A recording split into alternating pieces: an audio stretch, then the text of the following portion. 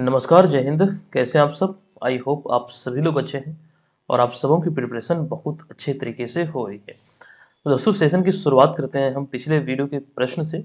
हमने आपसे पूछा था कि किर्गिस्तान की राजधानी बिश्केक में आयोजित एशियाई कुश्ती चैंपियनशिप 2024 में भारत के पहलवानों ने कुल कितने पदक अपने नाम किया है या फिर हासिल किया है। देखिए, कुल 9 पदक भारत को मिला है और इन 9 पदकों में बात करें तो कोई भी स्वर्ण पदक अर्थात गोल्ड मेडल नहीं था। चीज़ें आपको जिस प्रकार से हम बतलाते हैं, निश्चित तौर पर सभी चीज़ों को पढ़िएगा, ध्यान से पढ़िएगा और जो इसका एक्सप्लेनेशन आपको इस सीरीज में मिलता है वो आपके लिए बहुत इंपॉर्टेंट होगा, खास करके आगामी जितने भी प्रतियोगी परीक्षाओं की प्रिपरेशन में लगे हैं। उदाहरण के लिए अगर हम बात करें 70वीं बीपीएससी एग्जाम की प्रिपरेशन में जो आप लगे हैं, तो निश्चित तौर पर करंट अफेयर्स को वन लाइनर पढ़ने से आपको बिल्कुल फायदा नहीं होगा। इसे आप विस्तार पूर्वक पढ़िएगा। अच्छा, आज की इस वीडियो की हम प्रमुख खबरों की बात करें जिस पर हम वीडियो में चर्चा करेंगे, उनमें से कुछ जो प्रमुख है यहाँ पर आपको हमने आपके समक्ष रखा है। आप यहाँ पर देख सकते हैं कि नालंदा में 2 दिवसीय कुंडलपुर महोत्सव आयोजित हुआ है। ललित नारायण मिथिला विश्वविद्यालय दरभंगा में स्वचालित मौसम स्टेशन स्थापित किया गया। भारत के सहयोग से उज्बेकिस्तान में उच्च तकनीक आईटी प्रयोगशाला का उद्घाटन किया गया। फाइनेंशियल ईयर 2023 से 24 में भारत का इलेक्ट्रॉनिक निर्यात बढ़कर हो गया 29.12 बिलियन डॉलर। तेलुगु अभिनेता राम चरण को वेल्स यूनिवर्सिटी ने डॉक्टर ऑफ लिटरेचर से सम्मानित किया है। सिंगापुर 1 दिसंबर 2024 से 4 दिन वर्क वीक वाला एशिया का पहला देश बनेगा। अगला कि ब्राजील के वर्षावन में बाघ की नई प्रजाति क्लाउडेड टाइगर कैट खोजी गई है। नरेंद्र प्रभात राष्ट्रीय सुरक्षा गार्ड यानी कि एनएसजी के नए महानिदेशक नियुक्त हुए हैं। इसके अंदर कि पाकिस्तान के बैलिस्टिक मिसाइल के लिए उपकरणों की आपूर्ति करने वाली 4 कंपनियों को प्रतिबंधित किया गया है। इन सभी चीज़ों की जानकारी इस वीडियो में हम आपको देंगे और तमाम जो पीडीएफ फाइल और नोट्स होते हैं वो सभी आप बीएम ऑनलाइन लर्निंग ऐप के माध्यम से इस कोर्स के जरिए प्राप्त कर सकते हैं। बीएम ऑनलाइन लर्निंग ऐप को प्ले स्टोर से डाउनलोड कीजिए। इसी कोर्स में तमाम चीज़ें जो आपको यहाँ पर दिख रही है, ये सभी आप इसी कोर्स के माध्यम से प्राप्त कर पाएंगे। हालांकि इसमें एक ऑफर है नए छात्रों के लिए जो पहली बार एप्लीकेशन को इंस्टॉल करेंगे। तो ये जो प्रोमो कोड आपको दिख रहा है, जो कूपन कोड है न्यू, वहां पर एप्लीकेशन पर जब आप बाय नाउ पे बटन पे क्लिक करेंगे तो वहीं पर ऊपर में आपको दिखेगा और ये वैसे आईडी पर अप्लाई होगा जो पहली बार एप्लीकेशन को डाउनलोड करेंगे या फिर अब तक एप्लीकेशन पे कोई भी कोर्स नहीं लिए हुए हैं। तो ये कूपन कोड आपका अप्लाई हो जाएगा, एडिशनल डिस्काउंट मिल जाएगा आपको और महज 299 रुपये में तमाम चीज़ें आप प्राप्त कर पाएंगे। और इसी में आपका जो टेस्ट सीरीज है 70वीं बीपीएससी एग्जाम के लिए लगभग 130 प्लस टेस्ट यहाँ पर आपको मिलेंगे, वो सभी इसी में इंक्लूडेड है। और करंट अफेयर्स का भी पूरा पैकेज जो सीरीज यहाँ पर आप लोग फॉलो करते हैं वो चीज़ें इसी में आपको मिल जाएगा। चलिए सेशन की शुरुआत करते हैं अब हम यहाँ पर पहले प्रश्न से।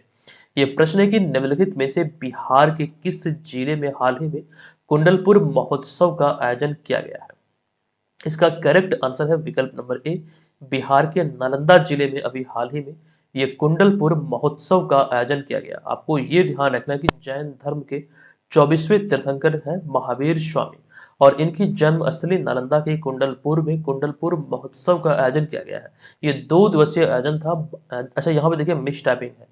21 से 22 अप्रैल 2024 को ये आयोजित हुआ है। तो ये 2 दिवसीय कह सकते हैं आयोजन था या फिर महोत्सव था और इसका उद्घाटन बिहार के मौजूदा राज्यपाल राजेंद्र विश्वनाथ अर्लेकर के द्वारा किया गया, जो कि गोवा के रहने वाले हैं राजेंद्र विश्वनाथ अर्लेकर। ये यहाँ पर आप लोग जरूर ध्यान रखिएगा। अच्छा, कुछ बातें आपको यहाँ पर कंफ्यूज कर रहा होगा। आई होप आप लोगों ने कई स्रोत में ये पढ़ा होगा कि महावीर स्वामी का जो जन्म हुआ है वो वैशाली कुंड ग्राम में हुआ है। ये भी बिल्कुल सत्य है। अब यहाँ पर कंफ्यूजन क्यों क्रिएट हो रहा है? दरअसल 2 स्रोत में 2 प्रकार से चीजें लिखी गई है। आइए उसको हम देखते हैं। सबसे पहले बात करेंगे यहाँ पर जैन धर्म की। दरअसल जैन धर्म की बात करें तो जैन धर्म की 2 प्रमुख शाखा है, एक है दिगंबर और एक है श्वेतांबर। अब इसे पहचाना कैसे जाएगा कि दिगंबर और श्वेतांबर में मतलब इसका पहचान क्या है, दोनों में डिफरेंस क्या है? तो इसे समझिएगा ऐसे। देखिए, दिगंबर जो संघ है इसमें साधु नग्न अवस्था में रहते हैं, यानी कि किसी भी प्रकार का कोई भी परिधान यानी कि जो पोशाक होते हैं किसी भी रूप में ये धारण नहीं करते हैं। जबकि वहीं पर दूसरी ओर जो श्वेतांबर संघ है, तो आपको ये ध्यान रखना है श्वेतांबर संघ या फिर श्वेतांबर संघ शाखा में जो साधु होते हैं जैन धर्म के, वे श्वेत वस्त्र का धारण करते हैं। दोनों में एक बेसिक सा डिफरेंस है इसे पहचानने का। हालांकि और भी कई प्रकार की भिन्नता होती है, लेकिन ये बेसिक सा पहचानने से ध्यान रखिएगा। अब यहाँ पर मैं आपको बता रहा हूँ, दिगंबर जो शाखा है इसके अनुसार महावीर का जन्म, जो भगवान महावीर है इनका जन्म विदेश साम्राज्य के कुंडलपुर, जो कि नालंदा जिले में एक स्थान है बिहार में, बिहार राज्य में, यहीं पर इनका जन्म हुआ था। जबकि वहीं पर दूसरी ओर जो श्वेतांबर शाखा है या फिर श्वेतांबर संघ है, इसके अनुसार देखें तो भगवान महावीर का जो जन्म है ये कुंडग्राम वैशाली बिहार में हुआ है। तो ये चीजें आपको यहाँ से ध्यान रखना है, ठीक है। इसे जरूर याद रखिएगा निश्चित तौर पर। अगर विकल्पों में आपको कंफ्यूजन हो तो ये जानकारी अगर आप अच्छी तरीके से याद रखेंगे तो सही विकल्प तक आप पहुंच पाएंगे। तो ये जो चीजें हमने आपको बताया है दोनों शाखाओं के आधार पर जरूर ध्यान रखिएगा। अच्छा, भगवान महावीर की मृत्यु के बारे में बात करें, जो इन्हें कह सकते हैं एक प्रकार से इनका जो देहवासान हुआ था ये कहाँ पर हुआ था, तो ये जगह है नालंदा जिले में एक स्थान पावा या फिर पावापुरी, यहीं पर इन्होंने अपना त्याग किया था। अच्छा, महावीर स्वामी या फिर यूं कहें जैन धर्म और साथ ही साथ बौद्ध धर्म, ये एक ऐसा टॉपिक है आपके एग्जाम में कई बार एक प्रश्न कॉमन रूप से, बीपीएससी एग्जाम की हम बात कर रहे हैं, वहां पर एक प्रश्न कॉमन रूप से पूछा गया है, ध्यान रखिएगा। अच्छा, एक बात और, अभी हम चर्चा कर रहे थे राजेंद्र विश्वनाथ अरलेकर के बारे में। अगर बात करें हम भारत की आजादी के पश्चात, अगर हम राज्यपाल के दृष्टिकोण से देखें तो 41वें राज्यपाल हैं बिहार के, लेकिन स्वतंत्र प्रभार के दृष्टिकोण से देखें तो 29वें राज्यपाल हैं।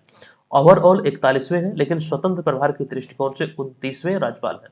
तो ये चीजें भी कंडीशन में आप यहाँ पर जरूर ध्यान रखेंगे। अच्छा, बात हम लोग कर रहे थे बिहार में आयोजित ये कुंडलपुर महोत्सव की। रिसेंटली बिहार में कई महोत्सव आयोजित हुए हैं, जैसे कि पहले हम बात कर लेते हैं 2023 की। 2023 में आम महोत्सव, सूफी महोत्सव, बाजरा महोत्सव, थावे महोत्सव, किन्नर महोत्सव, जीरादई महोत्सव, मंजूसा महोत्सव और उलार धाम महोत्सव आयोजित हुआ। और ये सूची रेगुलर हमने आपको दिखलाया था, और आपके बीपीएससी ट्री एग्जाम में यहाँ से प्रश्न बना थावे महोत्सव से संबंधित। यहाँ तो आप शॉर्ट में ये सूची देख रहे हैं, इसको लेकर विस्तृत जानकारी हमने आपको दिया था। तो यहीं से प्रश्न बना 11वां थावे महोत्सव गोपालगंज में 15 से 16 अप्रैल 2023 को ये आयोजित हुआ है। 2024 वाला भी हम अपडेट कर रहे हैं। रिसेंटली बिहार में अब तक ये 4 महोत्सव, जो बड़े महोत्सव हैं, जो आयोजित हुए हैं। नागी पक्षी महोत्सव 2024, बिहार जलवायु सम्मेलन एवं प्रदर्शनी, नारी शक्ति रेट्रोस्पेक्टिव प्रदर्शनी, स्वर्णिम मिथिला समिट और अभी रिसेंटली कुंडलपुर महोत्सव। ये तमाम जानकारी को आप लोग ध्यान रखिएगा। ये सभी चीजें पोस्ट के फॉर्म में हम लोग आपको, हमारी टीम के द्वारा आपको टेलीग्राम, इंस्टाग्राम, फेसबुक आदि पर अपडेट कराया जाता है। तो आप लोग हमें सोशल मीडिया प्लेटफॉर्म पर जरूर फॉलो कीजिएगा।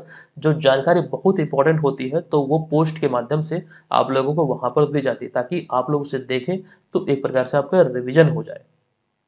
चलिए, अब यहाँ पर हम आ चुके हैं दूसरे प्रश्न पे। प्रश्न है कि बिहार के किस विश्वविद्यालय में भारतीय मौसम विज्ञान विभाग पटना के सहयोग से स्वचालित मौसम स्टेशन की स्थापना की गई है।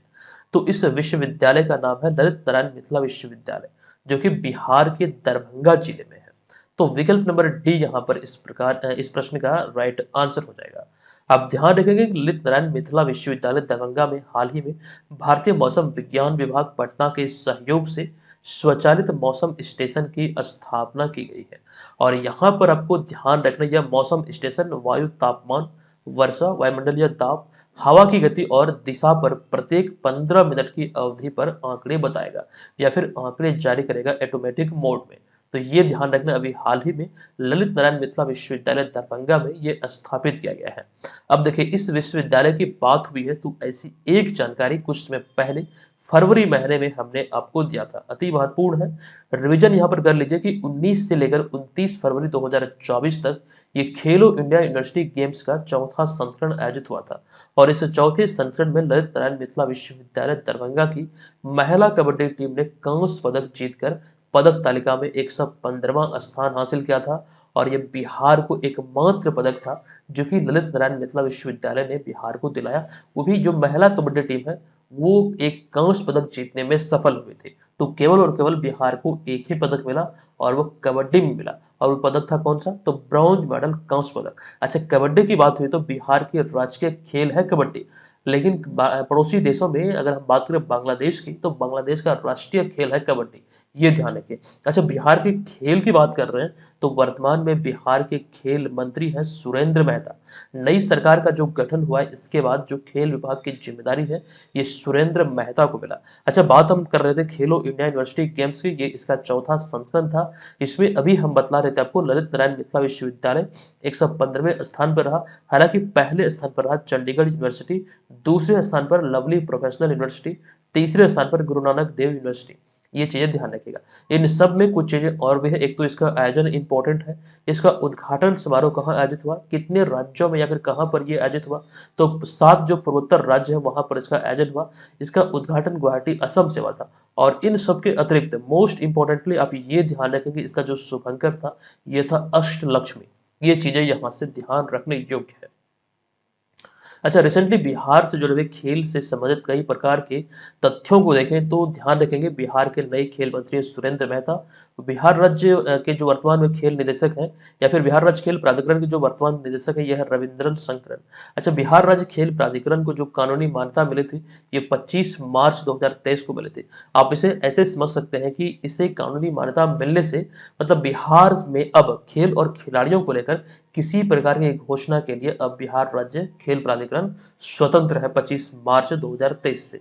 अच्छा, एक जानकारी और, बिहार राज्य खेल प्राधिकरण की बात हो रही है तो 75वां गणतंत्र दिवस के अवसर पर जो झांकी निकाली गई थी इसकी संख्या थी कुल 14। इस झांकियों में से बात करें तो बिहार राज्य खेल प्राधिकरण की एक झांकी थी जो आधारित थी मेडल लाओ नौकरी पाओ थीम पर। इसे दूसरा पुरस्कार मिला था। अच्छा, कल वाले वीडियो में भी हमने इसको लेकर विस्तृत जानकारी दिया था। आज फिलहाल हम इसे स्किप करते हुए चलते हैं अगले प्रश्न पे। प्रश्न है कि निम्नलिखित में से किनके द्वारा हाल ही में उज्बेकिस्तान में उच्च तकनीक आईटी प्रयोगशाला का उद्घाटन किया गया है। तो राइट आंसर है थल सेना अध्यक्ष मनोज पांडे के द्वारा। पिछले वीडियो में हमने आपको जानकारी दिया था कि उज्बेकिस्तान की आधिकारिक यात्रा पर है मनोज पांडे। अब यहाँ से कई चीजें निकल कर आती है। देखिए, भारतीय सेना प्रमुख जनरल मनोज पांडे हाल ही में 15 से लेकर 18 अप्रैल 2024 तक उज्बेकिस्तान की आधिकारिक यात्रा पर थे और इस दौरान उन्होंने उज्बेक सशस्त्र बल अकादमी में उच्च तकनीक आधारित आईटी प्रयोगशाला का उद्घाटन किया है। और ये जो प्रयोगशाला का जो उद्घाटन यहाँ पर हुआ ये भारत के सहयोग से ये स्थापित की गई है। हालांकि यहाँ पर आपको ये भी समझना है कि इसकी जो घोषणा हुई थी इसके स्थापना की ये वर्ष 2019 में हुई थी, लेकिन अब इसकी कह सकते हैं एक प्रकार से उद्घाटन किया जा चुका है और ये दोनों देशों के बीच संबंधों को मजबूत करेगा। तो ये चीजें फिलहाल यहाँ से इस दौरे से संबंधित है, ये यहाँ पर आप लोग ध्यान रखेंगे। चलिए आगे चलते हैं। बात हो रही है यहाँ पर उज्बेकिस्तान की, तो एक जानकारी आपको यहाँ पर यह भी दे दूं कि भारत और उज्बेकिस्तान के बीच डस्टलिक संयुक्त सैन्य अभ्यास का जो 5वां संस्करण है ये 15 अप्रैल से उज्बेकिस्तान के टारमेज में आयोजित की गई है। 15 अप्रैल से 28 अप्रैल तक इसका आयोजन होना और इसमें भी पार्टिसिपेट किया है, इसमें भी भाग लिया है अतिथि के तौर पर मनोज पांडे। ये जरूर ध्यान रखिएगा। अच्छा, ये एक द्विपक्षीय अभ्यास है, एक बार ये कह सकते हैं उज्बेकिस्तान में आयोजित होता है और एक बार भारत में। ये 2024 वाला जो 5वां संस्करण है ये उज्बेकिस्तान के टर्मेज में आयोजित किया जा रहा है और ये आयोजन है 15 से 18 अप्रैल 2024। इसके पिछले संस्करण के चौथे संस्करण की बात करें तो चौथा संस्करण 20 फरवरी 2023 को उत्तराखंड के पिथौरागढ़ में विदेशी प्रशिक्षण नोड में आयोजित किया गया था या फिर इसका उद्घाटन हुआ था। ये यहाँ पर ध्यान रखेंगे। अच्छा, भारत और अन्य देशों के बीच जो द्विपक्षीय अभ्यास आयोजित होते हैं कई बार हमने ये सूची आपको दिखलाया है। आप लोग जो तमाम चीजें पढ़ते हैं इस सीरीज के माध्यम से वो चीजें आप लोग नोट जरूर किया कीजिए। निश्चित तौर पर एग्जाम के समय जब आप रिवीजन देंगे इसे तो वो आपको बहुत आसान लगेगा और चीजें बेहतर तरीके से आप उसे याद भी रख पाएंगे नोट अगर करेंगे तो। अच्छा, वहीं पर दूसरी ओर अगर आप नोट्स तैयार नहीं करना चाहते हैं तो बना बनाया नोट्स आपको एप्लीकेशन पे मिल जाएगा। इससे आपका समय बचेगा और चीज़ों को बेहतर तरीके से आप याद कर पाएंगे। ठीक है, तो ये चीज़ जरूर ध्यान रखें, जैसा भी आपको सहूलियत लगे आप उस तरीके से अपना प्रिपरेशन को बरकरार रख सकते हैं। अच्छा, यहाँ पर हम बात कर रहे थे भारतीय सेना के बारे में, तो वर्तमान में जो सेना प्रमुख है वो हम देख लेते हैं। हालांकि इसमें कुछ नई अपडेट आई है वो भी यहाँ पर मैं आपको बतलाऊंगा। सबसे पहले ये ध्यान रखें थल सेना प्रमुख जो जनरल है वर्तमान में यह है मनोज पांडे। वायु सेना प्रमुख अर्थात एयर चीफ मार्शल है विवेक राम चौधरी। नौसेना प्रमुख जिन्हें एडमिरल कहा जाता अभी है राधा कृष्णन हरि कुमार या फिर R Hari Kumar. Chief of defence staff जो है वर्तमान में द्वितीय चीफ ऑफ डिफेंस स्टाफ ये है अनिल चौहान। ये चीजें ध्यान रखिए। अच्छा, इसमें एक नई अपडेट ये आई है कि 30 अप्रैल 2024 को राधा कृष्णन हरि कुमार यानी कि आर हरि कुमार सेवानिवृत्त हो रहे हैं नौसेना प्रमुख के तौर पर। मतलब जो ये पद है इनसे इनकी सेवा मतलब निवृत्ति हो रही है, अभी सेवा मुक्त हो रहे हैं। तो ऐसे में इस पद पर 30 अप्रैल को ही वाइस एडमिरल दिनेश कुमार त्रिपाठी पदभार ग्रहण करेंगे, यानी कि जो नौसेना प्रमुख है आर हरिकुमार उनका स्थान लेंगे। तो ये डेट ध्यान रखेंगे 30 अप्रैल 2024। चलिए अब यहाँ पर हम चलते हैं अगले प्रश्न पे। अब यहाँ पर हमारा चौथा प्रश्न है कि हालिया जारी एक रिपोर्ट के अनुसार वित्त वर्ष 2023 से 24 में भारत का इलेक्ट्रॉनिक निर्यात बढ़कर कितना हो गया है। देखिए इसमें रिकॉर्ड वृद्धि हुई है और इसका जो करेक्ट आंसर यह है 29.12 बिलियन डॉलर। अतः विकल्प नंबर ए यहाँ पर इस प्रश्न का करेक्ट आंसर हो जाएगा। अब यहाँ पर आपको जानकारी दूं कि हालिया जारी एक रिपोर्ट के अनुसार भारत के इलेक्ट्रॉनिक उद्योग ने निर्यात में उल्लेखनीय वृद्धि दर्ज की है। रिपोर्ट के अनुसार भारत का इलेक्ट्रॉनिक निर्यात वित्त वर्ष 2023 से 24 में 29.12 बिलियन डॉलर तक पहुंच गया है, जो कि पिछले वित्त वर्ष की तुलना हम इससे करें तो 23.6% की इसमें वृद्धि दर्ज हुई है। तो ये जानकारी यहाँ पर ध्यान आप लोग रखिएगा, परसेंटेज में यहाँ पे वृद्धि भी आपको ध्यान रखना है, इसमें 23.6% की वृद्धि इसमें हुई है। अच्छा, वाणिज्य विभाग के अनुसार अगर हम देखें भारतीय सामानों का या फिर भारतीय इलेक्ट्रॉनिक सामानों का जो निर्यात बाजार है, उसमें यहाँ पर आपको नाम दिखेगा अमेरिका, संयुक्त अरब अमीरात, नीदरलैंड, यूनाइटेड किंगडम, इटली। ये सभी कुछ ऐसे देश हैं जो कि भारतीय इलेक्ट्रॉनिक सामानों के लिए शीर्ष निर्यात बाजार है। हालांकि पिछले वित्त वर्ष में इसमें नए कुछ और भी देश जुड़े हैं, जिसमें हमने कुछ का नाम यहाँ पे लिखा, जैसे कि आइसलैंड और इसके अतिरिक्त आइलैंड, इसके अतिरिक्त अल सल्वाडोर, तुर्कमेनिस्तान, मंगोलिया आदि कई ऐसे देश हैं जहां पर भारतीय इलेक्ट्रॉनिक सामानों का जो खास करके निर्यात बाजार है या फिर युग है, भारतीय इलेक्ट्रॉनिक सामानों का निर्यात हुआ है। मतलब यहां तक इसका पहुंच एक प्रकार से विस्तार हुआ है, ये यहाँ पर आप लोग ध्यान रखिएगा। अच्छा, एक जानकारी अगर हम आपको और दें तो कर्नाटक जो है इस समय भारत का सबसे बड़ा इलेक्ट्रॉनिक निर्यातक राज्य है। हालांकि इसमें कुछ समय तक तमिलनाडु शीर्ष पर था। तमिलनाडु और कर्नाटक में ये टक्कर होते रहता, मतलब इस आधार पर देखें तो इसमें कभी तमिलनाडु और कभी कर्नाटक आगे रहता है। अच्छा, यहाँ पर देखिए बात हो रही है निर्यात की, तो ऐसे में एक जानकारी नीति आयोग की तरफ से आई थी, एक्सपोर्ट इंडेक्स 2023 में आए थे और इसको लेकर हमने जानकारी दिया था कि इस एक्सपोर्ट इंडेक्स में जो कि नीति आयोग की तरफ से जारी हुआ, इसमें बिहार को पूरे भारत में 22वां स्थान मिला था ओवरऑल। ये यहाँ पर आप लोग ध्यान रखेंगे। अच्छा, ये यह दर्शाता है कि अब जो है ना बिहार भी मतलब कि निर्यात के पैमाने पर आगे बढ़ रहा है। भले ही ये जो कह सकते हैं भागीदारी है निर्यात की, मतलब जो बिहार से यानी कि जो भारत से जो निर्यात हो रहा है उसमें बिहार की जो भागीदारी भले ही ये कम है, लेकिन अब धीरे धीरे ये बढ़ रहा है। दरअसल 0.52% ही भागीदारी है निर्यात में बिहार की, लेकिन अब ये धीरे धीरे बढ़ रहा है, तो ये ध्यान रखिएगा। अच्छा, दूसरी ओर अगर हम बात करें बिहार में वो कौन ऐसा जिला है जहाँ से सबसे अधिक एक्सपोर्ट होता है, वो जिला का नाम है बेगूसराय, तो ये भी ध्यान रखिए। अच्छा, जो बिहार को जो कह सकते हैं एक्सपोर्ट इंडेक्स में ओवरऑल 22वां स्थान मिला है, ये तो आपको ध्यान रखना ही रखना है, लेकिन इसके अतिरिक्त कई और भी पैमाने हैं, कई और भी कैटेगरी है, जैसे कि बिजनेस इकोसिस्टम में बिहार को 27वां स्थान मिला और इसके अतिरिक्त निर्यात नीति में 13वां स्थान, निर्यात इकोसिस्टम में 25वां, निर्यात परफॉर्मेंस में 29वां और लैंडलॉक स्टेट से होने वाले निर्यात में बिहार का 9वां स्थान है। तो ये चीजें भी जो अन्य कैटेगरीज हैं उनमें भी आपको ध्यान रख लेनी है।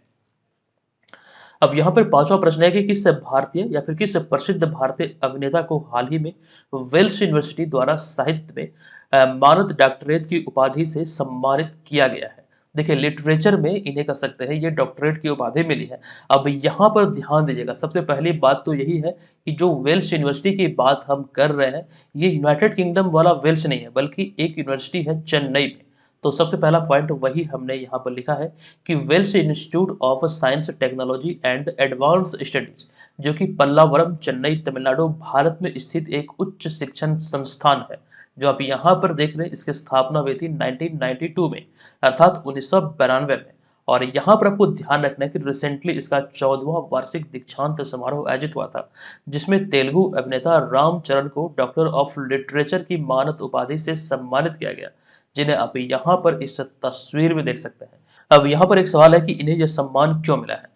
तो उन्हें यह सम्मान सिनेमा की दुनिया में उनके उल्लेखनीय योगदान के लिए दिया गया है। रामचरण, जिन्हें आप अच्छी तरीके से जानते होंगे इन तस्वीर के माध्यम से, और चिरुथा जो मूवी आई थी आई थिंक 2007 में आई थी, तो इन्हीं की ये मूवी है। मतलब रामचरण के अब बहुत मतलब कह सकते हैं टॉप टॉप मूवी दिए हैं, जो कि एक दो हिट भी हुए रिसेंटली, जो RRR है, जो मूवी है RRR, और नाटू नाटू जो सॉन्ग है, जो कि कई सम्मान इन्होंने प्राप्त किया, नाटू नाटू सॉन्ग।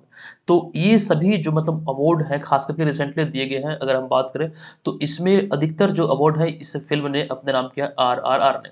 तो मुख्य अभिनेता के तौर पर इनमें थे रामचरण। तो ये चीजें यहाँ से आप लोग ध्यान रखिएगा। अच्छा, यहाँ पर हम बात कर रहे हैं डॉक्टरेट की मानद उपाधि के बारे में।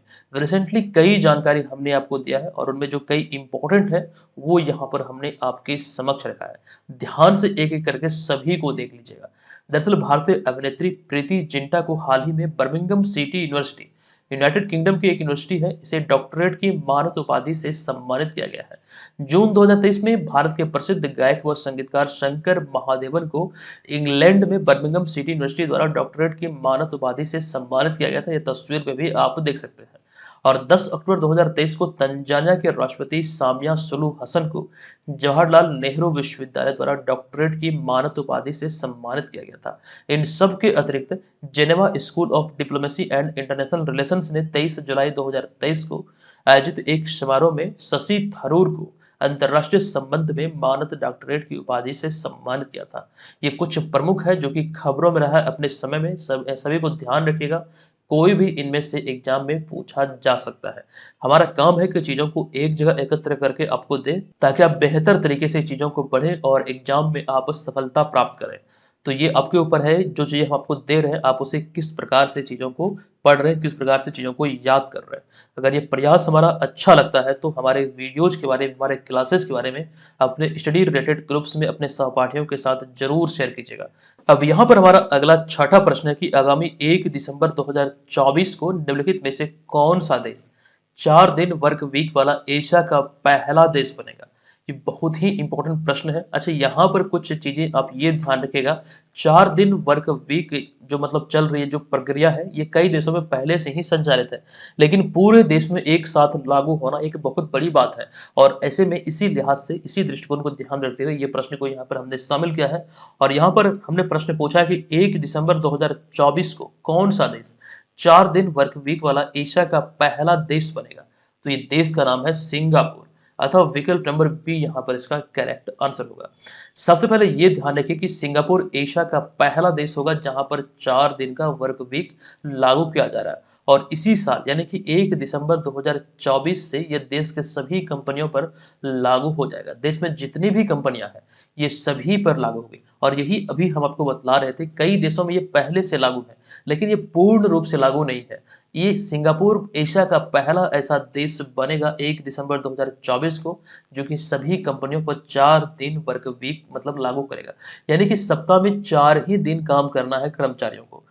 अच्छा, ये तो 4 दिन का वर्क वीक यहाँ पर लागू होगा ही, और इसके अतिरिक्त इसमें कुछ बातें और भी कही गई है, जैसे कि महिलाओं और अधिक उम्र के कर्मचारियों और साथ साथ किसी की देखभाल कर रहे कर्मचारियों को लंबी छुट्टी और जब चाहे वापस काम पर आने की छूट होगी।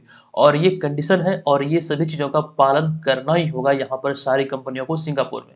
इसके अतिरिक्त उन्हें लंबे समय तक वर्क फ्रॉम होम का भी अधिकार मतलब होगा। तो ये चीज़ें यहाँ पर कही गई है। हालांकि अगर हम भारत के संदर्भ में ये तमाम चीज़ों को सोचेंगे तो ये एक प्रकार से मजाक लगेगा कि जब चाहे तब हम छुट्टी ले लें, जब चाहे काम पर जाएं और वर्क फ्रॉम होम करें। ये चीज़ें खास करके भारत के संदर्भ में बहुत अटपटांग लगता है सोच के, क्योंकि भारत में एक प्रकार से देखें बेरोजगारी इतनी है, तो यहाँ पर काम नहीं मिल रहा है तो छुट्टी तो छोड़ दीजिए। तो ये चीज़ें यहाँ पर ध्यान आप लोग रखिएगा। मतलब समझिए कि हर वक्त तो छुट्टी है। अधिकतर जो बेरोजगारी है खास करके युवाओं की, वो हमने रिसेंटली आपको बतलाया भी था कि बिहार में या फिर भारत में जो बेरोजगारी है वो बहुत अधिक है। और उन सब में भी जो अधिक बेरोजगार है वो पढ़े लिखे बेरोजगार है, जिन्होंने कम से कम खास करके मैट्रिक पास किया है और 12th पास किया है, जो कि माध्यमिक स्तर का एक प्रकार से देखें तो शिक्षा ग्रहण किया है। मतलब 10th तक की मिनिमम पढ़ाई उन्होंने जो की है। तो पढ़े लिखे बेरोजगारों की जो संख्या है वो समझिए कि बहुत ही अधिक है। ये भारत के संदर्भ में यहाँ पर हम बात कर रहे हैं। एकेडमिक शिक्षा प्राप्त करने के बावजूद भी अगर किसी देश में इस प्रकार की बेरोजगारी रहे तो ये सोचने वाली बात है। देखिए सिंगापुर हमसे कितना आगे है और इस तरह की चीजें कर रहा है, तो ये एक सोचने वाली बात है। अब यहाँ पर आगे हम बढ़ते हैं, यहाँ पर कुछ जानकारी और मैं आपको दे दूं कि वर्तमान में कई ऐसे देश हैं जहाँ पर 4 दिन का वर्क वीक होता है। अच्छा, एक जानकारी यहाँ पर यह है कि संयुक्त अरब अमीरात दुनिया का पहला देश है जिसने 4 दिवसीय कार्य सप्ताह को अपनाया है। तो ये जानकारी भी यहाँ पर ध्यान रखने योग्य है। ये सारी बातें आपको ध्यान रखना भी चाहिए। चलिए, अब यहाँ पर हम आ चुके हैं 7वें प्रश्न पे। अमेरिका ने हाल ही में संयुक्त राष्ट्र सुरक्षा परिषद में किस देश को एक अलग राज्य के रूप में मान्यता देने के एक प्रस्ताव को रोकने के लिए अपनी वीटो शक्ति का इस्तेमाल किया है? ये बहुत ही खबरों में रहा है। सबसे पहले तो ये ध्यान रख लीजिए, इसका जो राइट आंसर होगा यहाँ पर ये है विकल्प नंबर सी, यानी कि फिलिस्तीन इसका करेक्ट आंसर हो जाएगा।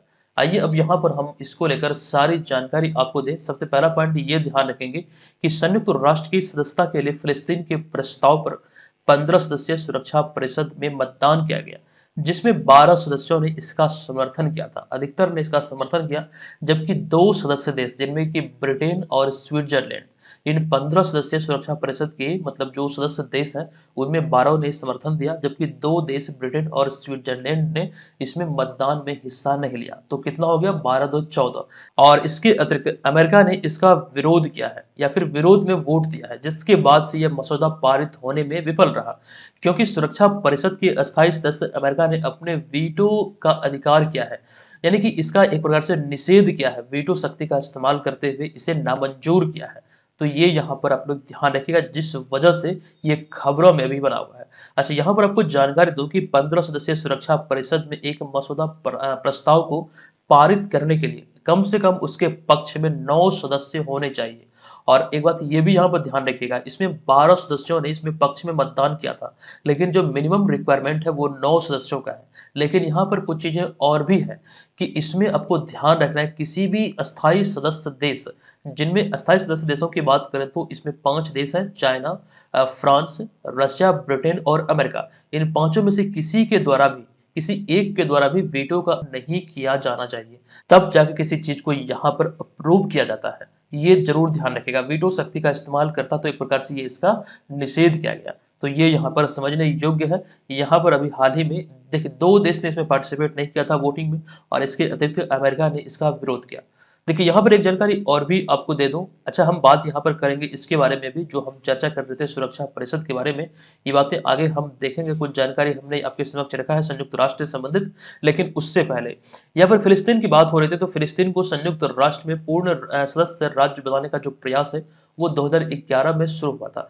लेकिन एक चीज यहाँ पर यह भी समझना है कि इसके अगले वर्ष यानी कि 2012 में, तो वही पॉइंट यहाँ पे हमने लिखा कि वर्तमान में उनके पास यानी कि फिलीपींस के पास नवंबर 2022 में प्रदान किया गया एक गैर सदस्य पर्यवेक्षक राज्य का दर्जा है। हम बात कर रहे हैं यहाँ पर संयुक्त राष्ट्र की सदस्यता के बारे में, तो ये चीजें आप लोग ध्यान रख लीजिएगा। अच्छा, संयुक्त राष्ट्र की जो हम बात कर रहे थे इसके 6 प्रमुख अंग हैं, और यहाँ पर जो प्रमुख अंग की हम बात कर रहे थे ये था सुरक्षा परिषद। इन 6 प्रमुख अंगों में देखेंगे तो संयुक्त राष्ट्र महासभा, सुरक्षा परिषद, अंतर्राष्ट्रीय न्यायालय, संयुक्त राष्ट्र आर्थिक और सामाजिक परिषद, संयुक्त राष्ट्र न्यास परिषद और संयुक्त राष्ट्र सचिवालय। इन सभी में संयुक्त राष्ट्र महासभा सबसे बड़ा है, ये ध्यान रखिएगा।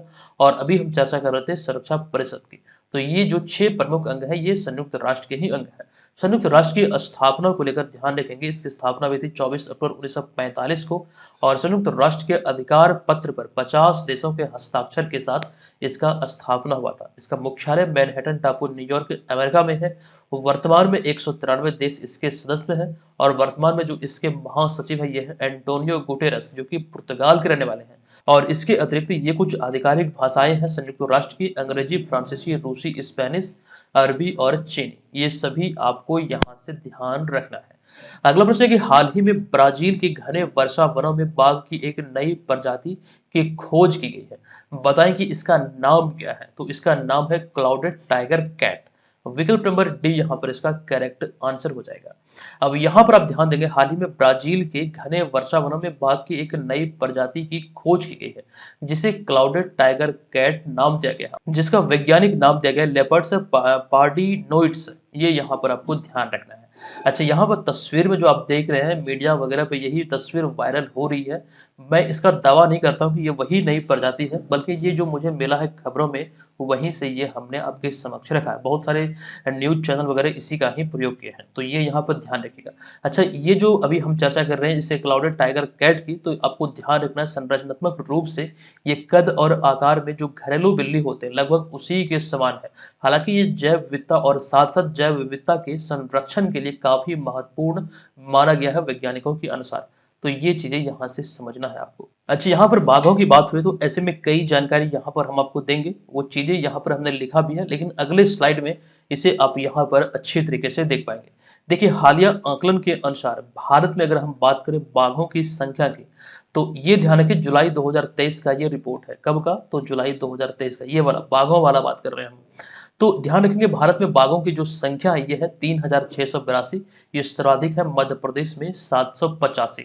यहाँ पर हमने लिखा भी है जुलाई 2023। ये ध्यान रखिएगा, सर्वाधिक बाघों की जो संख्या है ये मध्य प्रदेश में है 3682। उसके बाद अगर हम बात करें हिम तेंदुआ की, तो सर्वाधिक संख्या 718 है। ये पूरे भारत में, मतलब इसमें अगर सर्वाधिक की बात करें तो इसमें है लद्दाख में 477। और ये रिपोर्ट कब का है? तो ये रिपोर्ट है फरवरी 2024 का। और उसके बाद मार्च 2024 में एक रिपोर्ट आया था तेंदुआ को लेकर। ये तो रही बात यहाँ पर हिम तेंदुआ की, लेकिन तेंदुआ की बात करें तो इसकी संख्या है 13,874 और सर्वाधिक है मध्य प्रदेश में 3,907। ये रिपोर्ट आई थी मार्च 2024 में। और अगला है मार्च 2024 में एक और आई थी गोल्डन यानी कि सुनहरे लंगूर को लेकर। इसकी संख्या पूरे भारत में 7,396 है और इस सर्वाधिक असम में है। ये भी मार्च 2024 का ही रिपोर्ट है। तो ये चीजें खास करके जो नवीनतम आकलन है, यहाँ से बाघों की संख्या वाला जो आपके एग्जाम में पूछा गया है।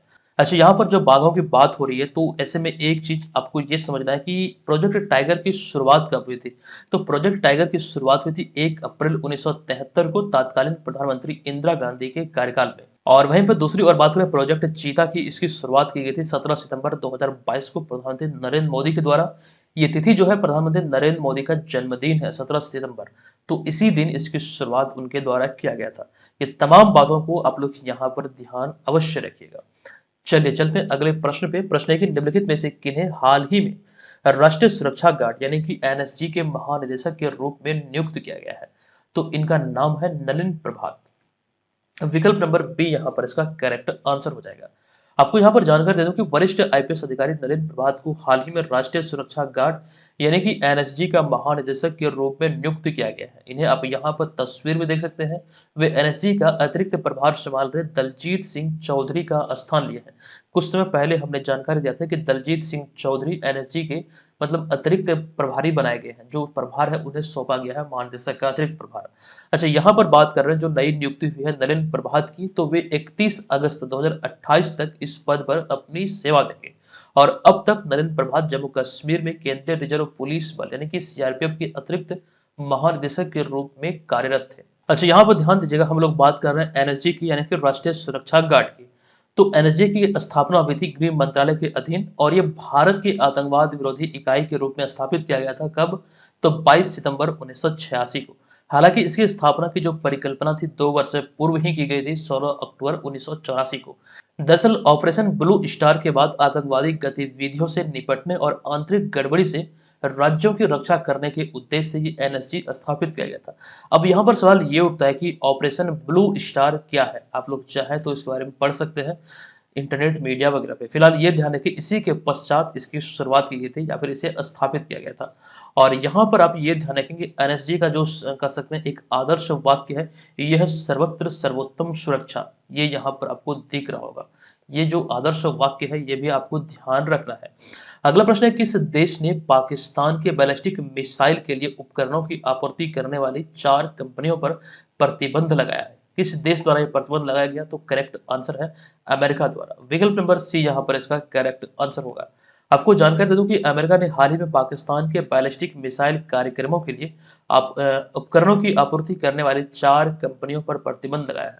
दरअसल जो बैलिस्टिक मिसाइल का निर्माण होता है, जो उसमें लगने वाले उपकरण है, जिसकी आपूर्ति जो इन 4 कंपनियों द्वारा किया जा रहा था, इसे ही प्रतिबंधित किया गया है। यहाँ पर ध्यान देंगे इन कंपनियों में जो नाम आता है इनमें तो 3 चाइना का है और एक है बेलारूस का। जो आप यहाँ पर देख सकते हैं मिन्स्क व्हील ट्रैक्टर प्लांट, जो कि एक कार की कंपनी है, एक ऑटोमोबाइल कंपनी एक्चुअली बोल सकते हैं। तो आपको ये ध्यान रखना है कि ये बेलारूस की कंपनी है। और इसके अतिरिक्त जो यहाँ पर आपको नाम दिख रहा है जैसे कि सियान लोंगडे टेक्नोलॉजी डेवलपमेंट कंपनी लिमिटेड, ये चाइना की है। और इसके अतिरिक्त Tianjin creative source international trade company limited, ये भी चाइना की है। और इसके अतिरिक्त ग्रैंड फैक्ट कंपनी लिमिटेड, ये भी चाइना की है, जो कि सभी को प्रतिबंधित किया गया है। तो इन 4 में से 3 चाइना की और एक बेलारूस की। इन कंपनियों पर आरोप लगा है कि ये सामूहिक विनाश के हथियारों के निर्माण और वितरण जैसी गतिविधियों में शामिल है। इसी चीज को ध्यान रखते हुए अभी हाल ही में इन कंपनियों को प्रतिबंधित किया गया है। अगला प्रश्न है कि निम्नलिखित में से किनके द्वारा हाल ही में लिंक इट फॉरगेट इट अभियान लॉन्च किया गया है? तो ये अभियान अभी हाल ही में रुपे के द्वारा लॉन्च किया गया। तो विकल्प नंबर डी यहाँ पर इस प्रश्न का करेक्ट आंसर हो जाएगा। देखिए, भारतीय राष्ट्रीय भुगतान निगम यानी कि एनपीसीआई के सहयोग से रुपे ने इंडियन प्रीमियर लीग यानी कि आईपीएल 2024 के दौरान ये अभी हाल ही में लिंक इट फॉरगेट इट या फिर इसे लिंक करें भूल जाए अभियान की शुरुआत किया है। किसके द्वारा? तो रुपे के द्वारा किया गया है। दरअसल इस अभियान का जो उद्देश्य है ये ध्यान रखेंगे, रुपे क्रेडिट कार्ड के बारे में जागरूकता बढ़ाना और साथ ही साथ यूपीआई के साथ उनके एकीकरण पर प्रकाश डालना है। यानी कि रुपए का ये कह सकते हैं एक प्रकार का उद्देश्य है। तो ये चीज यहाँ पर आपको ध्यान रखना है, ये लॉन्च किया गया है एनपीसीआई के सहयोग से रुपे के द्वारा। चलिए अब यहाँ पर हमारा अगला होगा 12वां प्रश्न। ये प्रश्न है कि निम्नलिखित में से किस भारतवंशी को ऊर्जा क्षेत्र में उनके उत्कृष्ट योगदान के लिए उन्हें सम्मानित किया गया है? तो उनका नाम है कौशिक राजशेखर, जिन्हें अभी हाल ही में सम्मानित किया गया है ऊर्जा के क्षेत्र में उनके उल्लेखनीय कार्य के लिए। आप यहाँ पर तस्वीर में उन्हें देख सकते हैं। आपको जानकारी दे दूं कि हाल ही में प्रोफेसर कौशिक राजशेखर को बिजली रूपांतरण और परिवहन के विद्युतीकरण में उनके योगदान में उनके उत्कृष्ट कार्य के लिए उन्हें सम्मानित किया गया है। ये ध्यान रखिएगा और साथ ही साथ ये भी ध्यान रखना वे कर्नाटक के रहने वाले हैं। तो यहाँ पर इतनी सारी जानकारी आपको मिलती है, ध्यान रखिएगा और सभी बातों को अपनी कॉपी में जरूर नोट कीजिएगा। और हमने ये भी बतलाया अगर नोट आप नहीं कर सकते हैं तो पीडीएफ को सेव करके अपने प्रोफाइल पर रखिएगा। निश्चित तौर पर एग्जाम के समय आपको जब रिवीजन इसमें देंगे तो आपको बहुत हेल्प होगी। चलिए अब यहाँ पर हम आज के इस वीडियो के प्रश्न है कि हालिया जारी एक रिपोर्ट के अनुसार बिहार का कौन सा जिला पासपोर्ट जारी करने में अव्वल रहा है? आप लोग बताएंगे इसका करेक्ट आंसर क्या होगा। चलिए हम मिलते हैं आपसे नेक्स्ट वीडियो में, तब तक के लिए धन्यवाद। जय हिंद।